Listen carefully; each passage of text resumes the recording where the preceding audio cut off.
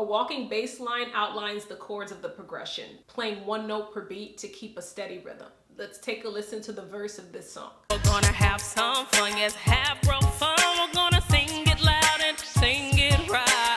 Sing it loud and sing it right. Sing it loud and sing it right. So let's get together, let's get together. Pop, pop, pop to the rhythm of the beat.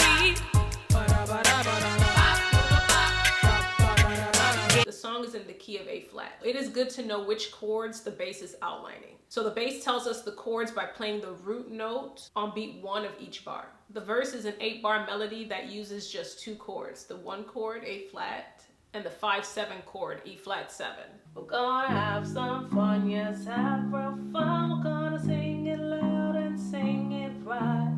Sing it loud and sing it right. Sing it loud and sing it right. Let's get together, let's get together. Bop, bop, bop to the rhythm of the bebop, do the bop. Da da da da da da bop, do the bop. Da da da da da da. The first 4 bars is outlining the 1 chord, A flat. The second 4 bars is outlining the E flat 7. I'm using what is called the interval and the scale style of walking bass. The interval is when you play 1 chord note per beat. Now the scale is when you use a note that's in the scale but not in the chord. You use that note to connect 2 chord notes. So if I was to go, that D flat is not in the A flat chord, but it is in the A flat scale, right? So if I play the scale, so D flat is in the key of A flat, and it's being used to connect the chord note C and E flat. So another term for this is a passing note. You pass by this D flat to get to the next chord note.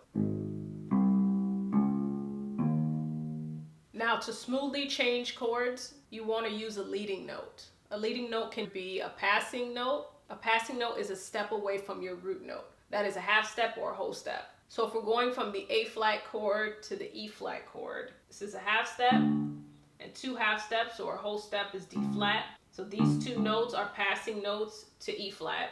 And then on the opposite side, E is also a half step away from E flat, and F is a whole step away from E flat. So these 4 notes would be considered passing notes to E flat. So the leading note happens on beat 4. Since the first 4 bars of the verse just outlines the same A flat chord, I'm using the dominant note of A flat, E flat as the leading note back to the root note A flat on beat 1 of each bar. So Gonna have some fun, yes, have a dominant 1, 2, 3, 4, 1. And then to change chords from A flat to E flat, I use the passing note D to get me to root note E flat. Sing it loud and sing it. Leading note, da da da da da, bop doo da bop, da da da da da da, bop doo da bop. Outlines the A flat chord, but there I'm playing different rhythms. Oh, let's celebrate. Oh, let's come together and play. Dance, dance, don't be shy. Everything's gonna be alright. Oh, let's celebrate. Oh, let's come together and play. Dance, dance, don't be shy. Everything's gonna be alright.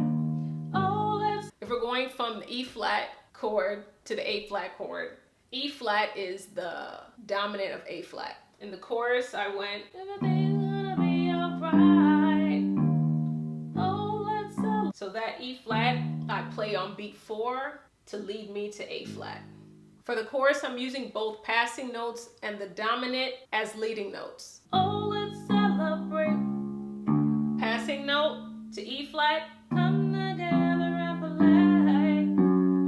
passing note, that's the G flat to F minor, outlining the F minor chord, A flat, C, passing note, E to E flat, Everything's gonna be alright. dominant, E flat, back to A flat.